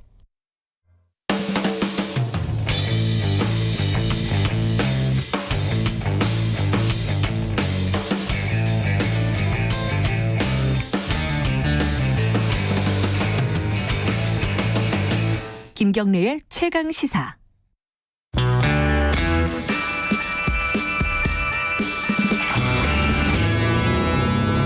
더 이상 웨이팅은 없다. 박대기의 고속 경제. 네, 야심차게 처음으로 선보이는 코너입니다. 어렵고 복잡한 경제 문제를 쉽고 간단하게 설명해주는 시간입니다. 박대기의 고속경제 KBS 박대기 기자 나와 있습니다. 안녕하세요. 네, 안녕하십니까. 사실 KBS 기자 중에 가장 유명한 기자 아니에요? 네, 뭐 솔직히 얘기해서 예, 뭐 실력은 별로 없는데 이름만 많이 알려진 그런 기자입니다. 제가 무슨 대학생 이 얘기 내가 사람들한테 자주 하는데 대학생들 무슨 그러니까 취업 관련된 강의를 하러 간 적이 있어요. 그래서 기자를 대충 하려는 분들이 앉아 있었어요. 그래서 기자들 중에 누가 기억이 나냐 그랬더니 별로 이름을 기억하는 사람이 없더라고요. 뭐 손석희 사장이 내는 사람들은 알죠. 근데 기자들 중에 현직 기자들 중에 근데 유일하게 한 명이 손을 들더니 누굴 기억하세요? 그랬더니 박대기 기자라고 그러더라고요. 자부심을 갖고 잘해야 될 텐데 걱정이네요. 그리고 박대기의 고속경제라고 그랬는데 이 이름의 의미가 있습니까? 근데 좀 너무 좀 기다리기만 하는 거 좀 답답하다. 웨이팅, 웨이팅 바. 경제라면 역시 좀 시원하게 이제 뚫린 길을 이제 달리는 느낌으로 했으면 좋겠다. 이런 PD님의 그런 그 센스로 이렇게 이름이 들어갔습니다. 자, 오늘 경제 문제에 대해서 속 시원하게 풀어주는 그런 시간으로 만들자는 의지로 만든 이름인 것 같습니다. 고속경제. 자, 오늘 그 재난지원금 이름이 어렵네. 긴급 재난지원금. 그냥 재난지원금이라고 이제. 그렇게 하면 되나요? 예. 이게 이제 오늘부터 일부 지급된다. 오늘 지급되는 사람들은 어떤 분들이에요?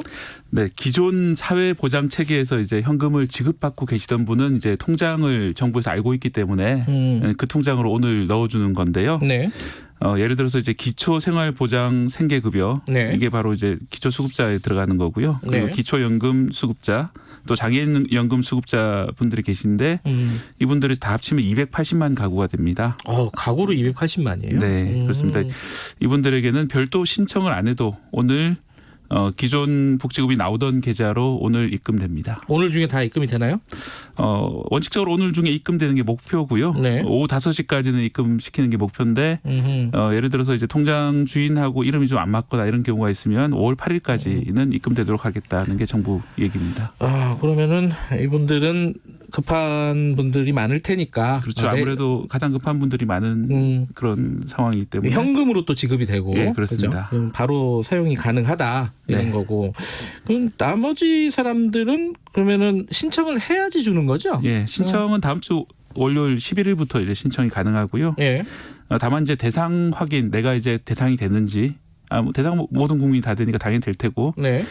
그런데 이제 그 중에서도 세대주만 신청할 수 있기 때문에 예. 세대주인 경우에 과연 이제 나이 가족 몇 명인지 이런 것들을 확인할 수 있습니다. 오늘부터 확인할 수 있고요. 어디서 확인해요? 예, 잠시 뒤에 9시부터 긴급재난지원금.kr로 예, 홈페이지를 여는군요, 새로.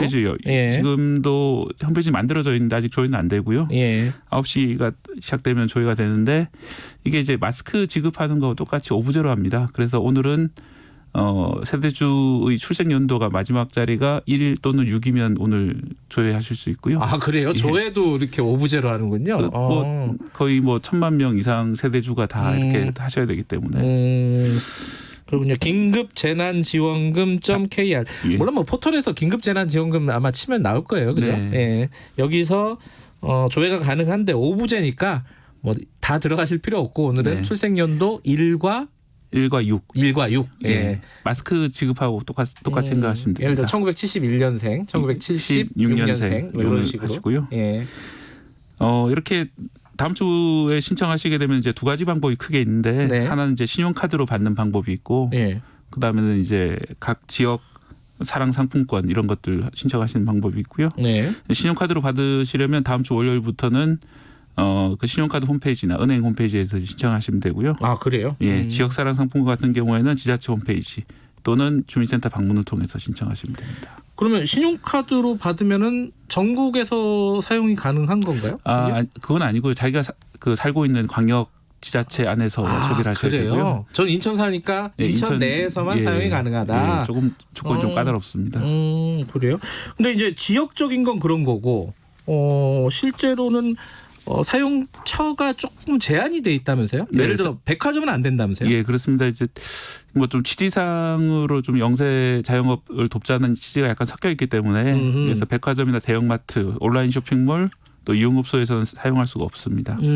그래서 주로 사용하실 만한 곳이 이제 식당이라든지 전통시장이라든지 아니면 개별 점포가 있는 그런 곳들. 뭐 동네 슈퍼마켓이나 이런 데는 사용이 가능하다는 거잖아요. 사용할 수 있습니다. 거기서는 뭐 생필품 같은 거 살 수 있으니까 유용하게 쓸 수 있을 것 같고. 사용 기간은 8월 말까지. 그래요? 그럼 지금이 5월이니까 5, 6, 7, 8.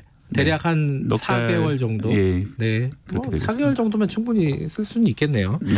이게 최대 100만 원이죠? 4인 가족이 100만 원. 그리고 이제 1인 가구 같은 게 40만 원. 2인 가구는 60, 그리고 3인 가구는 80 이렇게 되게. 근데 여기서 헷갈리는 게 이제 예를 들어서 부모님을 의료보험에 내가 등재를 할 수가 있잖아요. 네. 그렇게 해놓고 있고 직장 의료보험이나 피부양자로 이렇게 올려놓을 수가 있는데 그러면은 부모님 따로 살아요. 사실 부모님이 다른 가구로 돼 있단 말이에요. 그런 경우에는 각각 신청하는 겁니까? 예, 그런 경우는 각각 신청합니다. 이게 생계를 그래요? 같이 하느냐에 따라서 결국 다른데요. 피부양자로 등록된 부모님 같은 경우에 따로 사는 경우에는 비록 피부양자가 돼 있지만은 생계는 따로 하는 경우가 많이 있습니다. 그렇죠. 사회적 통상적으로 그렇기 때문에 그분들은 따로 신청하실 수 있고요. 그래서 두 가구로 이제 각각 신청을 하실 수 있습니다. 그래요? 그런데 이제 좀 다른 경우가 있는데요. 좀 따로 살고 있는 대학교에 다니는 자녀가 있는 경우들이 많이 있습니다. 그런 경우는 따로 살더라도 생계를 사실상 같이 합니다. 왜냐하면 이제 생활비라든지 등록금을 부모님이 내주는 경우가 많이 있잖아요. 그렇기 때문에 그런 경우는 생계를 같이 하기 때문에 한 가구로 신청이 되게 됩니다. 그래요? 예를 들어 자녀가 대학 때문에 외지에서 다른 네. 지역에서 뭐 자취를 하고 있다. 네. 그런 경우는 한각으로 치는 거예요. 예, 불을? 그렇습니다. 아, 그렇구나. 근데 그 부분은 그러면은 헷갈리면은 아까 말씀하신 긴급재난지원금 홈페이지에서 네. 확인을 하면 그 나온다는 거죠. 확인하시고 뭐 명백하게 이제 우리가 다른 그런 생계를 같이 하지 않는다 이렇게 생각하신다면은 주민센터를 통해서 항의를 하시면은 좀 바로 잡을 수 있습니다. 아, 그거는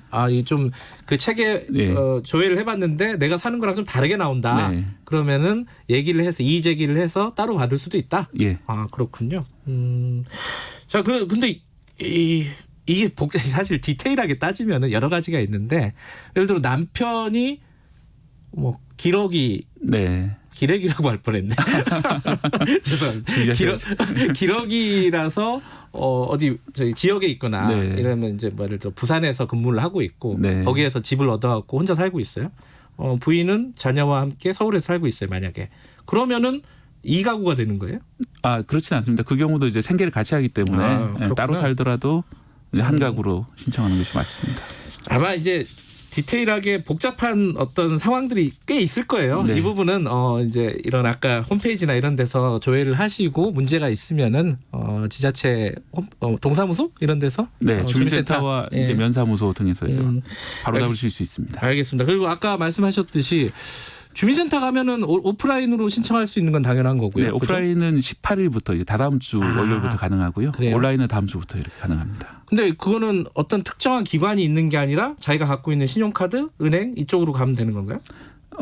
이제 그쪽으로 가셔도 되고요. 예. 그 신용카드를 통해서 받으시려면 그쪽으로 가시면 되고 그것이 아니라 이제 지역사랑 상품권이나 지자체 선불카드 이런 쪽을 원하신다면은 이제 지자체로 방문하시면 됩니다. 그러니까 신용카드로 받거나 뭐 요새는 지자체별로 무슨 카드들이 많이 있잖아요. 네. 뭐 그런 카드로 받거나 실제로 쓰는 데는 똑같다는 거죠? 좀 달라지는 건가요? 지자체 같은 경우는 이제 기초자치단체에서 나온 카드나 상품 같은 경우에는 예를 들어 성남시에서 나온 거다. 그럼 성남시 내부에 써야 되는 그런 문제도 좀 있고요. 아, 그렇구나. 대신에 이제 그런 경우에는 제한이 8월 31일까지가 아니라 5년인 경우들이 있습니다. 그래서 그래요? 좀 더 사용 기한이 좀 길어지는 효과도 있고 그렇습니다. 그거는 좀 디테일한 내용이네요. 그죠? 내가 조금 길게 사용하고 싶다. 네. 뭐 한 달에 한 10만 원씩 쓰고 싶다. 네. 근데 이제 빨리 쓰는 것이 이것이 목표이기 때문에 가급적이면 이제 8월 말까지 써주는 게 좋죠. 또 하나가 요새 사실 코로나 때문이기도 하지만은 배달 많이 해요. 네. 그죠? 그래갖고 뭐 식당 뭐 배달 앱 같은 거 해가지고 뭐 치킨을 시켜 먹는다거나 이거 돼요? 원칙적으로는 이제 아까 말씀드린 대로 온라인 쇼핑몰은 안 되는데 배달 앱에 보시면은 전화 주문이나 이제 배달 앱을 썼을 때 현장 결제라는 방법이 있습니다. 배달하시는 분이 카드 결제기를 들고 와서 결제하는 방법이 있는데요. 그런 경우에는 결제가 가능하다 이렇게. 온라인 쇼핑몰은 원칙적으로 안 된다. 네. 뭐 지마켓이니 10일간간이 이런 거 안 된다. 하지만 이제 현장 결제로 선택을 하시면 배달 음식 같은 경우에는 가능합니다. 자, 여기서 이제 가장 큰 쟁점 중에 하나가 기부입니다. 이게 공무원들 뭐 기부하라는 뭐 얘기들도 이제 대통령도 기부한다 그러니까 아마 그런 얘기도 나오고 하는데 일단은 뭐 일반 국민들 입장에서는 기부를 하면 그럼 혜택이 뭐가 있느냐 뭐 요게 궁금한 거 아니겠습니까? 뭐 세액공제 이런 걸 한다는데 그게 어느 정도나 되는 거예요? 네, 이 기부를 하게 되면 법정 기부금에 속하기 때문에 15% 공제를 받게 됩니다. 일반 기부랑 그러니까 법정 기부랑 똑같은 그렇습니다. 거예요? 그 15%인데 또 이제 주민세가 10% 붙기 때문에 합쳐서 16.5만 원, 100만 원인 경우에는 16.5만 원을 연말정산할 때 돌려받게 되는데요.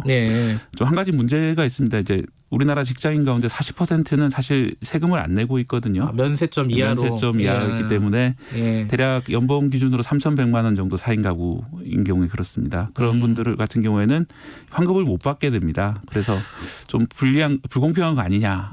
똑같이 이제 기부를 하는데 연봉을 많이 받는 분들은 오히려 환급을 받게 되고 연봉을 적게 받는 분들은 환급을 못 받게 돼서 불리한 게 아니냐 이런 지적도 있고요. 다만 이제 이게 올해 환급이 안 되더라도 이 기부 내역을 가지고 있으면 10년 내에 언젠가 제가 본인이 환급을 받을 만큼 연봉이 올라가게 되면은 10년 내에는 그 돈을 환급받을 수 있습니다. 그렇기 때문에 올해 못 받게 되더라도 이렇게 너무 실망하지 마시고 좀 기다리시면. 근데 이게 사실 전 좀 헷갈립니다. 기부를 하는 게 좋은 건지. 왜냐하면 취지가 경제 소비를 진작하려는 거 아니겠어요, 이게? 네. 그러면 기부하는 것보다 쓰는 게 더 나은 것 같기도 하고 그런데 정부 재정 여력이 부족하니까 기부를 받는다고 하는 것 같기도 하고 두 가지가 좀 약간 상충돼요. 네, 그렇습니다. 어떤 것이 더 합리적일까 좀 고민이 돼요. 어떻게 생각하세요, 이 부분은? 일단 뭐 기부라는 자체는 권장할 만한 일이긴 하죠. 그런데 이제 중요한 것은 자발적인 기부냐 아니면 이제 강압적으로 이제 기부를 하게 만드느냐 그 차이인데요.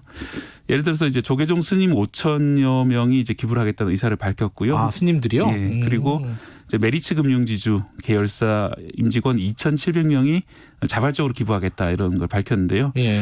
저는 이제 뭐 스님의 경우는 좀 변론으로 하고 예. 임직원들이 자발적으로 기부를 하겠다는 게 과연 자발적인 것인가 좀 의문이 들 수밖에 없는 그런 상황입니다. 왜냐하면 이제 회사 생활 해보신 분들 다 느끼시겠지만 회사에서 다 같이 자발적으로 기부합시다 그러면은 저는 안 할 건데 이렇게 하기 어려운 상황이죠. 예, 그렇기 때문에 기부는 참 좋은 것입니다. 하지만 그 기부가 좀 자발적으로 이루어지게 그런 분위기가 조성돼야 되지 않을까 생각이 듭니다. 그러니까 기부를 하는 분들을 존중하고 존경하고 뭐 그런 거는 당연한 일이긴 하지만은 뭐 받아서 쓰는 것 자체도 지금 취지에 부합하는 일이기 때문에 거기에 대해서 너무 우리 또 뭐랄까 의무감이나 이런 걸 너무 과도하게 가지실 필요는 없겠다 이런 생각도 들고요. 저는 좀 항상 좀 안타까운 게 과거에 이제 우리나라에서 마스크가 부족했던 상황에서 좀 보면은 상당히 어려운 자기 자신도 어려운 분들이 다른 분들을 위해서 마스크를 많이 내놓으셨어요. 맞아요. 예. 그게 참 고귀하고 좋은 일인데 과연 또 그렇게까지 해야 되나 좀 안타까운 점이 있었는데 특히 이제 이번에 지급되는 돈 같은 경우는 말씀하신 대로 소비 진작 목적도 있기 때문에 어려운 분들이 이걸 또 내가 또 기부해야 되겠다. 세금들 못 받는데도 불구하고 왜 이렇게 나올지 않을까 좀 많이 걱정이 됩니다. 그래서 그런 분들은 좀 자기 자신을 위해서 좀 소비를 하시면 좋겠다는 생각이 들고요. 여유가 많이 있으신 분들은 기부하면 참 좋죠. 요거 되게 궁금한 부분인데 8441님이 병원비 가능하냐고. 아, 병원비요? 네. 일단 제가 확인한 바로는 정부에서는 병원비가 안 된다는 그런 이야기는 없습니다. 아, 그러면 일단 원칙적으로 되는 걸로. 혹시 안 된다 그러면 저희들이 방송 마지막에 다시 알려드리도록. 학원비 가능한지. 학원비 되겠죠? 학원비도 마찬가지로 안 된다는 그런 아까 말씀드린 그 외에는 그러니까 네거티브로 그러니까 안 되는 것들만 정해놓고 나머지 것들은 대부분 된다. 근데 아까 말씀하셨듯이 광역지자체 요 안에서 사용해야 된다. 서울 사람인데 뭐 어디야 인천 가서 쓰기는 아마 현실적으로 현실적으로 안 되는 것 같죠, 그죠? 거기는 불가능합니다. 알겠습니다. 자, 받으시면은 다 좋은데 맛있는 것도 사 드시고 어린이날도 어린이날 때는 못 쓰는구나. 12일부터 좀 늦어도 괜찮죠. 알겠습니다. 근데 오늘 입금되시는 분도 있으니까 좋은데 뭐 쓰시기 바라겠습니다. 평소에 하시고 싶었던 것들. 자, 오늘 첫 시간이었는데 앞으로 매주 월요일 KBS 박대기 기자와 함께 고속경제 기대해 주시기 바라겠습니다. 고맙습니다. 네, 고맙습니다. 김경래 최강시사 듣고 계시고요. 지금 시각은 8시 45분입니다. 이 시각 교통정보입니다. 현재 과천 의왕간 고속화도 의왕 방면으로 의왕 나들목 부근에서 화물차가 도로 아래로 떨어져 화재 사고가 발생했습니다. 처리 작업으로 영동고속도로 북수원 나들목 진입로가 전면 통제되고 있으니까요. 다른 도로 우회하시는 게 좋겠습니다. 고속도로는 연휴 기간이라 그런지 평소 오전 교통량보다는 적은데요. 경부고속도로 서울 쪽으로 양재에서 반포 4km로 교통량 더 줄었고요. 반대 부산 쪽도 한남에서 서초 사이에서만 정체되고 있습니다. KBS 교통정보센터였습니다.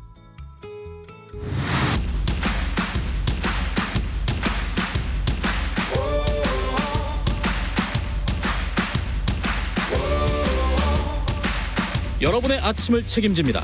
오늘 하루 이슈의 중심 김경래 최강 시사. 네, 드디어 프로야구가 개막을 한다고 합니다.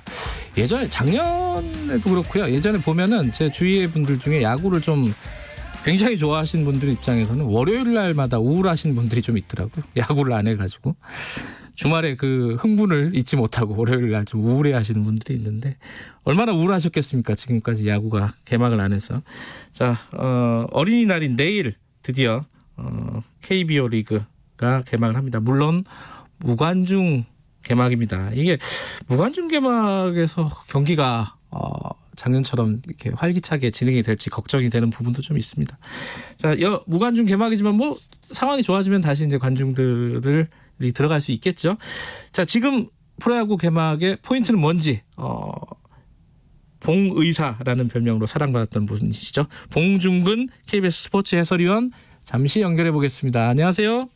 네, 안녕하세요. 예, 봉 의원님도 드디어 개막한다는 말이 좋으시겠죠? 이게 소감이 네, 어떠십니까? 예.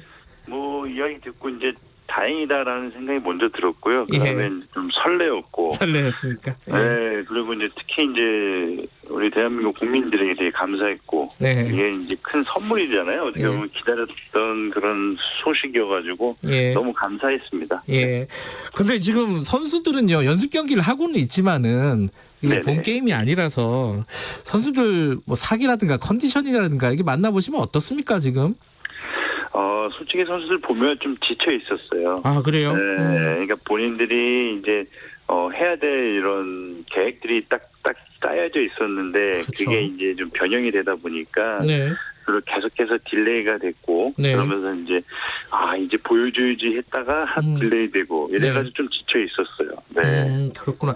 근데 지금 이제 5월 5일 내일 이제 개막을 드디어 하게 되는데 무관중입니다. 이제 이게 분위기가 왜냐하면은 이제 직관하고 응원하고 이게 이제 프로야구의 맛이잖아요, 사실. 그렇죠. 선수들이 적응할 수 있을까요, 이거? 이게 걱정 반, 뭐 다행 반이라고 이야기를 하는데 일단 베테랑 선수들은 조금 이 집중력이 많이 떨어질 거예요. 그래요. 예, 오히려 베테랑 선수들은 약간 좀 시끄럽고 또 팬들의 응원을 들으면서 더 힘이 나고 막 요렇게 하는 선수들이 좀 많거든요. 근데 이제 또 반대로 신인, 이제 젊은 선수들은 이제 막 시끄럽고 응원하고 그러면 많이 떨리고 이제 막 긴장도 많이 하고. 네. 근데 이제 뭐 올해 입단한 신인 선수들도 조금 이렇게 좀 재직적 기질이 좀 보이는 선수들이 많거든요. 네, 그런 선수들은 상당히 좀 다행이고. 그렇군요. 네. 오히려 베테랑 선수들이 불리할 수도 있다. 예, 집중이 안 될 수 있어요. 그렇구나. 그러니까 평소랑 분위기가 다르니까요. 그렇죠. 조용한 상태에서 개막전을 치른다는 건 아마 상상을 못했을 거예요. 네. 참 코로나 때문에 사상 초유의 일이 계속 벌어지고 있습니다. 근데 이제 어쨌든 관중들은 온라인으로 볼 수밖에 없는데 온라인으로도 뭘 응원을 하는 방법들을 계속 고안을 하고 있겠죠, 아마 구단이나 이런 쪽에서. 그죠?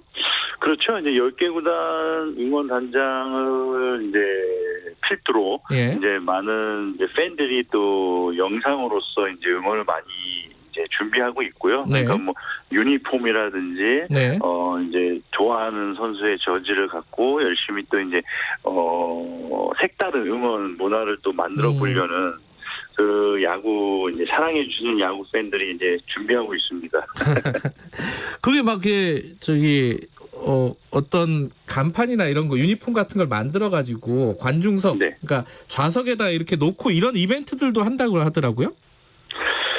뭐 어쨌든 하나 뭐 조금이라도 선수들한테 좀 도움이 될 수 있게끔 이제 하려는 노력인데요. 뭐 이제 저도 선수였었지만 이제 그런 부분은 진짜 너무 선수 입장에서는 되게 감사하고 그러니까 이제 관중들이 아직 못 들어오잖아요. 그렇기 때문에 이제 지금 대만 프로야구는 이제 로보트 식으로 이제 관중이 앉아 있고 그렇거든요. 네, 그러니까 모형물들이 이제 앉아 있고 진짜 막 소리 나고 이렇게 이제 하는 걸 지금 보고 있었는데 뭐 도움이나마 도움된다는 게 너무 감사한 거죠. 네. 대만은 제대로 되고 있습니까? 어때요? 일단 야구 계속 하고 있으니까 뭐 다행이죠. 잘 진행되는 걸로 알고 있습니다. 그렇군요. 자, 어찌됐든 우여곡절 끝에 개막을 하는데 근데 지금 이제 사실 개막이 한 달이 조금 더 넘게 연기가 된 거예요. 그렇죠. 경기 수나 이런 것들은 달라지게 됩니까? 어떻게 되는 거예요? 경기 수는 144경기를 그대로 진행합니다. 그대로요? 네, 그래서 이제 그게 약간 좀 이야기들이 좀 많았죠. 그러니까 지금 10개 구단의 이제 감독님들은 너무 많다. 그러니까요. 이게 이제 실력도 실력이지만 너무 선수들이 힘들어할 거다라는 얘기가 많이 나오지만 또 이 144경기를 어떻게 보면 방송 이 중계권도 있고 또 많은 또 여건이 좀 달라지더라고요. 144경기에 대한 계약을 했기 때문에 계약이 또 있구나. 예. 그렇죠. 이제 그런 부분들이 좀 많아서 이제 진행을 하게 됐고요. 그다음에 이제 11월 2일 정도 이제 정규 시즌이 마무리가 되는데 절대 그날에 맞추질 못하죠. 왜냐하면 이제 비도 이제 올 것이고 그렇죠. 이제 또 취소되는 경기도 올 것이고 계속 딜레이가 되거든요. 네. 그러니까 11월 말까지 야구를 해야 된다라고 한번 보시면 돼요. 그때는 좀 추울 것 같은데 선수들이. 그죠? 그래서 이제 마지막에는 이제 고척돔에서 이제 중립으로 이제 경기를 이제 또 몇 경기 또 이제 하게 됩니다. 네. 이게 비가 오고 그러면 또 더블 헤더를 계속 한다 그랬는데 이게 경기력이 좀 선수들한테 저하가 되지 않을까 체력적으로 이런 걱정도 듭니다 사실은. 그렇죠. 특히나 뭐 물론 모든 선수들이 더 체력적으로 부담이 되지만 특히나 이제 투수들이 조금 이제 중간 투수들이 조금 체력적으로 힘들 거고요. 그리고 이제 앞으로 월요일도 경기합니다 이제. 그래서 월요일도 월요일만 되면 좀 우울하다라고 이제 맞아요. 팬들 중에 그런 사람들 꽤 있어요. 네, 근데 이제 월요일도 이제 경기를 할 수 있게 돼서. 자, 이번 시즌 2020년 시즌의 가장 큰 코로나 말고 경기적으로 볼 때는 가장 큰 관전 포인트가 뭡니까? 저는 이제 아까 말씀드린 것처럼 중간 투수들의 활용법이 상당히 시즌의 관전 포인트가 될 수 있어요. 왜냐하면 이제 어떻게 보면 더블헤더도 이제 생겼고 또 무승부라는 제도가 이제 다시 생겨서 연장전을 이제 안 가거든요. 그래서 그런 부분에 있어서 필승조, 그러니까 각 팀의 승리를 하고 있을 때 그 승리를 지켜야 되는 투수들이 각 팀에 한 2-3명씩 있거든요. 근데 이제 2-3명을 어떤 타이밍에 어떤 이 활용법으로 또 쉴 수 있는 타이밍에 쉬어야 되고 요런 그 경기 운영이 이번 시즌에 관전 포인트가 되지 않을까. 팀으로 보면요, 사람들 관심 있는 게 두산이 작년처럼 전력을 유지해서 2연패를 할 수 있을까? 아마 두산 팬들이 이게 제일 궁금한 부분일 것 같습니다. 어떻게 보세요? 저 또한 두산이 강력한 우승 후보라고 꼽았는데요. 워낙 이제 지난해 정말 잘했던 이 외국인 선수 린드블럼 선수가 나갔지만 올해 다시 또 알칸타라는 선수가 들어왔는데 그 공백을 잘 메워주고 있고요. 그리고 살짝 불안한 건 이제 중간 투수들이 살짝 좀 불안하지만 워낙 이 공격력이나 이런 부분 또 그 대체 선수들 이 부분이 너무 월등합니다. 그래서 올해도 2연패를 하지 않을까 저는 생각을 하고 있습니다. 그렇습니까? 아니 원래 친정이 LG 트윈스시잖아요, 봉 의원님은. 그렇죠. 냉정해야죠. 10개 팀을 중립을 잡아야 되기 때문에. 내일 개막전이 또 LG하고 두산은 이게 또 항상 화제잖아요. 내일 개막전 어떻게 예상하세요, LG 두산은? 일단 최근 두산이 10년간 개막전을 8승 2패를 지금 하고 있어서 되게 강자입니다. 그렇군요. 그리고 이제 두산하고 LG는 2011년하고 14년 시즌에 개막전 맞대결을 했거든요. 근데 이제 그때도 모두 두산이 승리를 했고요. 이제 어린이날 잠실 매치는 이제 14승 9패로 두산이 또 앞서고 있어요. 두산이 좀 모든 부분에서 이제 두산이 앞서고 있는데 좀 유리해요. 왜냐하면 두산은 이제 두 외국인 선발 투수가 이제 나갈 거고요. 대신 이제 LG는 이제 두 외국인 선수들이 자가격리 시간으로 인해서 준비를 잘 못해서 이제 국내 선발진이 나가거든요. 이제 그런 걸 보면 또 죄송하지만 또 두산이 좀 더 강해 보입니다. 알겠습니다. 올해는 이제 무관중 경기가 당분간 펼쳐질 거라 봉 의원님 목소리가 더 많이 들릴 것 같습니다. 네, 저도 상당히 기대되고요. 정말 대한민국 우리 국민들에게 너무 감사 다시 한번. 알겠습니다. 오늘 여기까지 드릴게요. 고맙습니다. 네, 감사합니다. 자, 오늘 여기까지고요. 내일 아침 7시 20분 어린이날 다시 돌아오겠습니다.